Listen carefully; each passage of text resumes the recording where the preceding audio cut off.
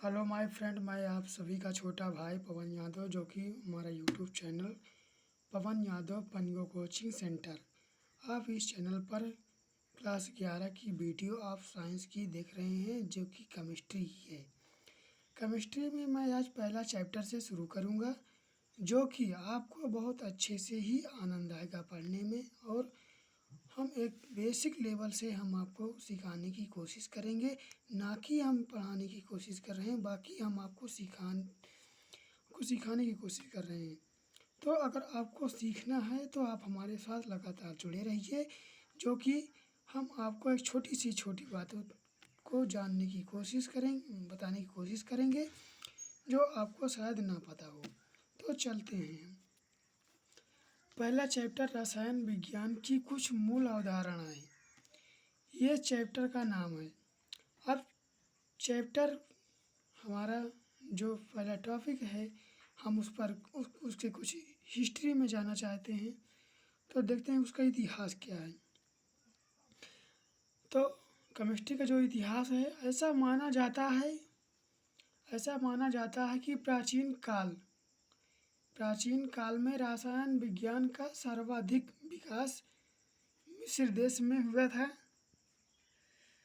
तो कुछ विद्वानों का मानना है, ऐसा माना जाता है कि प्राचीन काल से जो रसायन विज्ञान है, उसका जो अधिक विकास हुआ है, वो क्या इससे मिस्र देश से हुआ है। अब आती है तो मिस्र देश का प्राचीन नाम कीमिया था, क्योंकि यहाँ की मिट्टी काली होती थी। इस कारण रसायन विज्ञान का नाम पड़ा केमिस्ट्री नाम पड़ा। ठीक है। अब आप लोगों की ये बताने की कोशिश कर रहा हूँ कि यहाँ पर जो केमिस्ट्री नाम पड़ा वो क्यों पड़ा। तो रसायन विज्ञान का जो केमिस्ट्री का उद्भव हुआ है, वो कीमिया शहर से हुआ है। कीमिया देश और मिस्र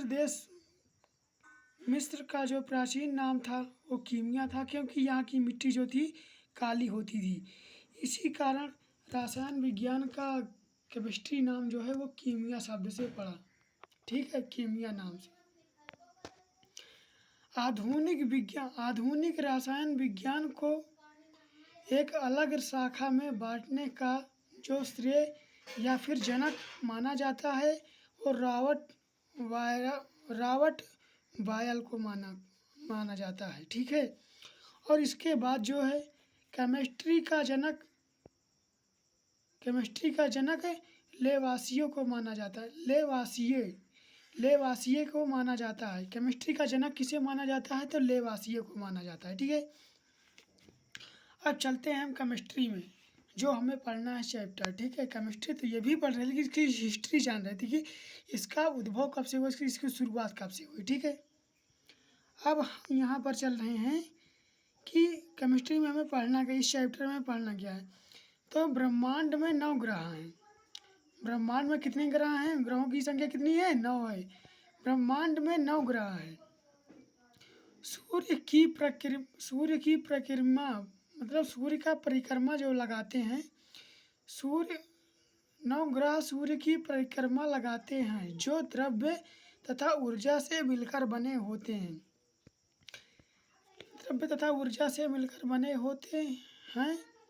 द्रव्य में भार होता है, जो स्थान घेरता है, लेकिन ऊर्जा अदृश्य होती है, जिसका केवल अनुभव किया जा सकता है। ये हुआ। अब यहाँ से आपको थोड़ा कम समझ में आया होगा, तो हम चलते हैं, आपको समझाते हैं। यहाँ पर ये कहना क्या चाह रही है परिभाषा जो है, थोड़े भाषा में समझाते हैं। ब्रह्मांड में कुल कितने ग्रह हैं? 9 है। सूर्य का 9 ग्रह जो हैं वो किसकी परिक्रमा कर लगाते हैं? तो 9 ग्रह जो हैं वो सूर्य की परिक्रमा लगाते हैं, मतलब सूर्य के चारों ओर घूमते हैं, सूर्य की परिक्रमा लगाते हैं। तो जो ग्रह और सूर्य हैं वो किस चीज़ से मिलकर बने हुए हैं? तो सूर्य और जो बाकी ग्रह हैं वो द्रव्य से मिलकर बने हैं, द्रव्य तथा ऊर्जा से मिलकर बने हैं। द्रव्य में क्या, द्रव्य हम किसे कहते हैं, तो जिसमें भार होता है, जिसमें भार होता है, जो स्थान घेरती है उन्हें हम द्रव्य कहते हैं। तथा ऊर्जा, ऊर्जा क्या है, तो ऊर्जा अदृश्य होती है, जिसको हम देख नहीं सकते हैं बल्कि उसका अनुभव करते हैं हम, उसका अनुभव कर सकते हैं या उसका अनुभव करते हैं। ठीक है, यहाँ तक आपकी बात समझ में आ गई होगी। अब चलते हैं आगे, हम इसका मतलब थोड़ा स्टेटमेंट देखते हैं, मतलब किस किस भाग में हमें क्या क्या पढ़ना है। ब्रह्मांड में द्रव्य और ऊर्जा है, तो ब्रह्मांड में कितनी चीज़ें हैं, दो चीज़ें हैं, द्रव्य और ऊर्जा है। अब हमें द्रव्य पढ़ना है, द्रव्य के बारे में। तो द्रव्य में भी दो प्रकार के द्रव्य भी दो प्रकार का होता है। एक मिश्रण, द्रव्य में एक मिश्रण हो जाता है, दूसरा हो जाता है पदार्थ। अब देखते हैं मिश्रण, तो मिश्रण के भी दो भाग हो जाते हैं, समांगी मिश्रण और विषमांगी मिश्रण। मिश्रण को क्या कहते हैं, दूसरे भाषा में क्या कहते हैं, विलयन। विलयन को मिश्रण कहते हैं, मिश्रण को विलयन कहते हैं। ठीक है, आपको किसी भी तरह से सवाल पूछा जाए आपको घबराने की ज़रूरत नहीं है। समांगी मिश्रण और विषमांगी मिश्रण।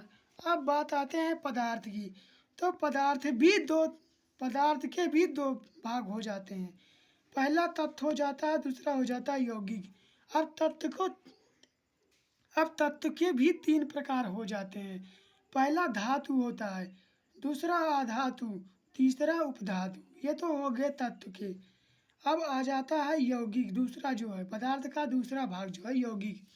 अब यौगिक में आ जाता है कार्बनिक यौगिक, दूसरा हो जाता है अकार्बनिक यौगिक। अब यहाँ तक हम पढ़ी, अब सभी की परिभाषा देखेंगे हम। आशा करते हैं आपको बहुत अच्छे से समझ में आया होगा। अगर नहीं तो आप कमेंट में ज़रूर उसको बताइए जो चीज़ आपको समझ में नहीं आया है। अभी तक तो हम इसका परिचय जान रहे थे, अब इसकी थोड़ी परिभाषा भी जानेंगे हम। द्रव्य क्या है, ब्रह्मांड में पाई जाने वाली कोई भी वस्तु या पदार्थ, ब्रह्मांड में पाई जाने वाली कोई भी वस्तु या पदार्थ जिसमें स्थान घेरने की क्षमता हो तथा जिसका कोई भार हो, द्रव्य कहलाती है। वे वस्तु क्या कहलाती है, द्रव्य कहलाती है। ठीक है, और द्रव्य क्या है, पदार्थ है। पदार्थ क्या है, द्रव्य है। ये क्वेश्चन कहीं से भी पूछे आपको ये बता देना। ठीक है, क्योंकि जो भी पदार्थ है, उसका कुछ ना कुछ भार है। जो भी पदार्थ है उसका कुछ ना कुछ भार है और कुछ ना कुछ वो स्थान घेरती है, तो उसमें स्थान घेरने की क्षमता है। तो पदार्थ क्या है, द्रव्य है। द्रव्य क्या है, पदार्थ है। ठीक है, अब द्रव्य के पदार्थ, तो द्रव्य मुख्यतः तीन प्रकार के होते हैं, लेकिन चौथा जो है, इसमें जो चौथा शामिल कर दिया गया है, चौथा स्थान जो है, पहले तो हमने द्रव्य की तीन ही अवस्थाएं पढ़ी है, लेकिन अब एक अवस्था और इसमें आकर जुड़ गई है जो कि प्लाज्मा है,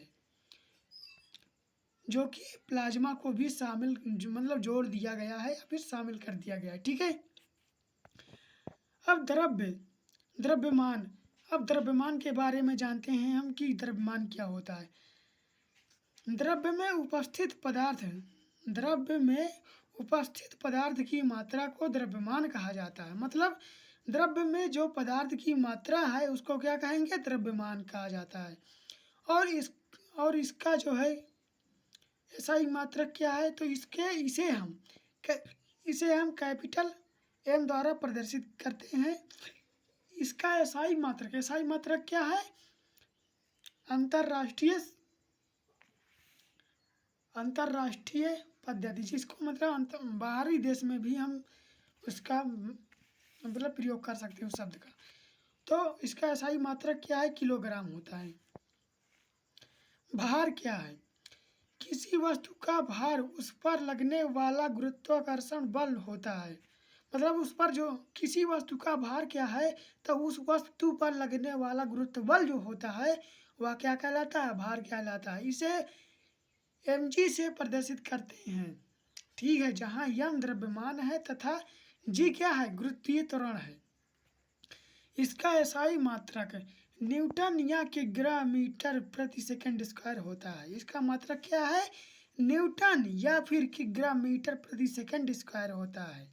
ठीक है, यहाँ तक आपको समझ में आ गया होगा। आयतन क्या है? आयतन हम बहुत दिनों से पढ़ते आ रहे हैं। आयतन मैथ में भी इसका उपयोग होता है और आयतन का फिजिक्स, केमिस्ट्री, भौतिक विज्ञान में भी उपयोग होता है। तो हम आज जानते हैं आयतन क्या है। किसी पदार्थ द्वारा घेरे हुए स्थान को आयतन कहते हैं, उसका आयतन कहते हैं। ठीक है, अब जैसे कोई पदार्थ है, ठीक है, या कोई वस्तु है, तो उस वस्तु द्वारा जो घेरा हुआ स्थान है वही क्या कहलाएगा? उस पदार्थ का या उस वस्तु का आयतन कहलाएगा। ठीक है, मतलब जितने दूर में वो वस्तु अपना स्थान ग्रहण कर रही है उस वस्तु का वो क्या होगा? आयतन होगा। ठीक है खांसी आ रही है। अब घनत्व क्या है? घनत्व के बारे में हम जानेंगे। किसी पदार्थ का घनत्व उसके प्रति इकाई आयतन का द्रव्यमान होता है तथा इसका एसआई मात्रक किग्रा मीटर क्यूब होता है या फिर किलोग्राम मीटर क्यूब होता है। अब चलते हैं मिश्रण। ये सारी बातें हो गई, अब चलते हैं मिश्रण। अब जोरदार वाली बातें आने शुरू हो गई हैं। आप इस पर ज़्यादा फोकस करिए जो कि मैं पढ़ाने जा रहा हूँ। ठीक है, अब वैसे तो सभी बातें बहुत अच्छी से हैं। देखिए इधर, मिश्रण क्या है? जब दो या दो से अधिक पदार्थों को आपस में मिलाने पर जो तैयार होता है उसे मिश्रण कहते हैं। मिश्रण दो प्रकार के होते हैं, समांगी मिश्रण और विषमांगी मिश्रण, जो कि मैंने पीछे ही बता दिया है। ठीक है, जो कि मैंने पहले बता चुका हूँ, शुरुआत में ही मैंने बताया है। एक बार और समझते हैं मिश्रण क्या है। मिश्रण दो या दो से अधिक पदार्थों को आपस में मिलाने पर जो तीसरा पदार्थ तैयार होता है या फिर जो उससे तैयार होता है वो क्या कहलाता है? मिश्रण कहलाता है। मिश्रण कितने प्रकार के होते हैं? मिश्रण दो प्रकार के होते हैं, समांगी मिश्रण, विषमांगी मिश्रण। ठीक है, अब चलते हैं समांगी मिश्रण। समांगी ऐसा मिश्रण जो मिश्रण के घटक समान अनुपात में मिले हो उन्हें समांगी मिश्रण कहते हैं। ऐसा मिश्रण जो मिश्रण के घटक समान अनुपात में मिले हों उन्हें समांगी मिश्रण कहते हैं। अब आपको ये बात कम समझ में आई होगी परिभाषा, लेकिन हम आपको समझाने की कोशिश कर रहे हैं। अब बात आती है मिश्रण की, समांगी मिश्रण की। तो H2O क्या है कि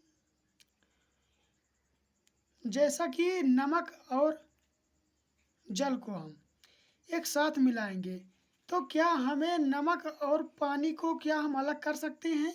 नहीं कर सकते। तो इसके जो घटक, इस मिश्रण के जो घटक हैं वो एक समान अनुपात में मिले हुए हैं, हम इनको अलग नहीं कर सकते।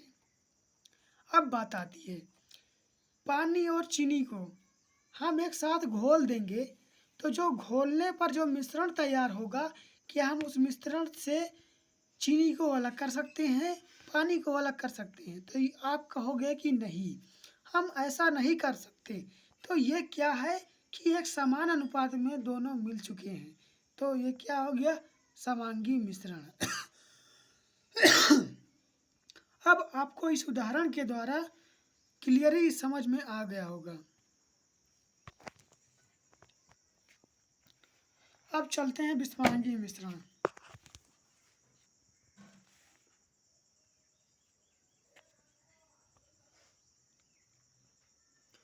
विषमांगी मिश्रण जब मिश्रण में प्रत्येक कण का स्थान संगठन ना हो तो सब विषमांगी मिश्रण कहते हैं। मतलब ऐसा मिश्रण जो कि खोलने पर उस पदार्थ का जो कण होते हैं वो एक समान अनुपात में न मिले, उन्हें हम विषमांगी मिश्रण कहते हैं। जैसे कि जल और बालू को एक साथ घोल देने पर हम क्या कर सकते हैं कि जो बालू के हल्के कण होंगे वो जल की ऊपरी सतह में होंगे और जो बालू के थोड़ा भारी कण होंगे वो क्या होंगे, हमें निचली तल में मिलेंगे। और अगर उन दोनों को हम फिर से फेंट देते हैं, मिला देते हैं पानी और बालू को, तो क्या होगा कि बालू अलग रहेगा और मिल तो जाएंगे लेकिन बालू अलग दिखाई पड़ेगा और पानी अलग दिखाई पड़ेगा। इसको छान करके हम बालू को अलग कर सकते हैं और पानी को अलग कर सकते हैं। तो आप बताइए कि जो समांगी मिश्रण में चीनी और पानी का घोल था, क्या उसे हम छान कर अलग कर सकते थे? तो नहीं, चीनी और पानी को छान कर अलग नहीं किया जा सकता। यही है समांगी और विषमांगी मिश्रण में डिफरेंस। अब शुद्ध पदार्थ क्या है? अब पदार्थ भी आती है, तत्व जो है वो शुद्ध पदार्थ और पदार्थ में आता है, ठीक है। तो शुद्ध पदार्थ क्या है? ऐसा कोई भी पदार्थ जो एक ही प्रकार के अणुओं से या फिर जो एक ही प्रकार के अणुओं से मिलकर बने होते हैं या फिर कण से बने होते हैं, उन्हें हम शुद्ध पदार्थ कहते हैं। जैसे हाइड्रोजन, ऑक्सीजन, नाइट्रोजन आदि क्या है? शुद्ध पदार्थ हैं। जैसा कि सोना और चांदी, ये भी क्या है? शुद्ध पदार्थ हैं। अब तत्व क्या है? ऐसा कोई भी पदार्थ जिसमें केवल एक प्रकार के परमाणु पाया जाता है, एक ही प्रकार का परमाणु पाया जाता है, उसे तत्व कहते हैं। तत्व क्या है? ऐसा कोई भी पदार्थ जिसमें केवल एक ही प्रकार का परमाणु पाया जाता है, उसे तत्व कहते हैं। वर्तमान में तत्वों की संख्या 118 खोज ली गई है। हाइड्रोजन, लिथियम, ऑक्सीजन आदि हैं। 118वां तत्व जो है वो ओजी है। ओजी तत्व जो है 118वां तत्व है। तत्वों की कुल संख्या कितनी है? 118 है। और लास्ट वाला तत्व क्या है? ओजी है। शुरुआत का तत्व क्या है? हाइड्रोजन है। यहाँ से आपके क्वेश्चन पूछे जा सकते हैं कि शुरुआत का जो सबसे पहला तत्व है वो कौन सा है, या फिर लास्ट का जो तत्व है वो कौन सा तत्व है। तो ओजी जो है वो लास्ट का तत्व है, ठीक है। अब बात आती है धातु। तत्व को पढ़ेंगे तो हम धातु भी पढ़ेंगे, ठीक है। धातुओं के भी बारे में पढ़ेंगे। तो धातु क्या है? धातु वे होते हैं जो इलेक्ट्रॉन का त्याग कर धनायन बनाने की प्रवृत्ति रखते हैं, अभी धनायन बनाते हैं, उन्हें क्या कहते हैं? धातु कहते हैं। जैसे लोहा, तांबा, सोना, चांदी आदि। ये सोने का सूत्र है, आप इसे नोट याद कर लीजिए। सोने का सूत्र है, लोहे का सूत्र है, सोने का नहीं है, लोहे का सूत्र है।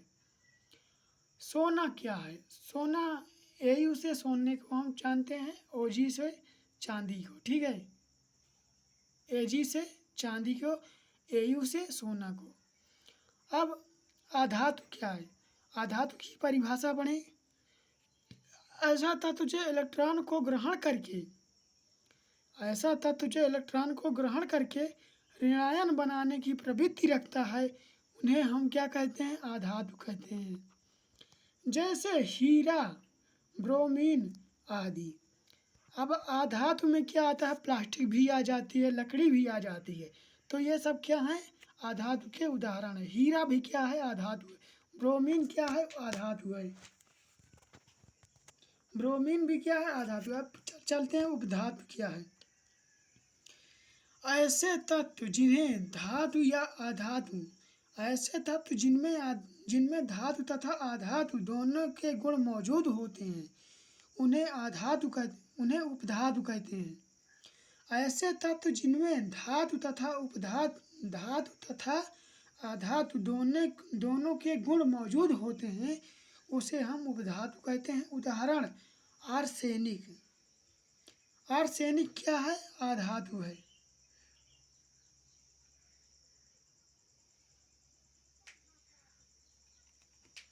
आर्सेनिक क्या है? उपधातु है।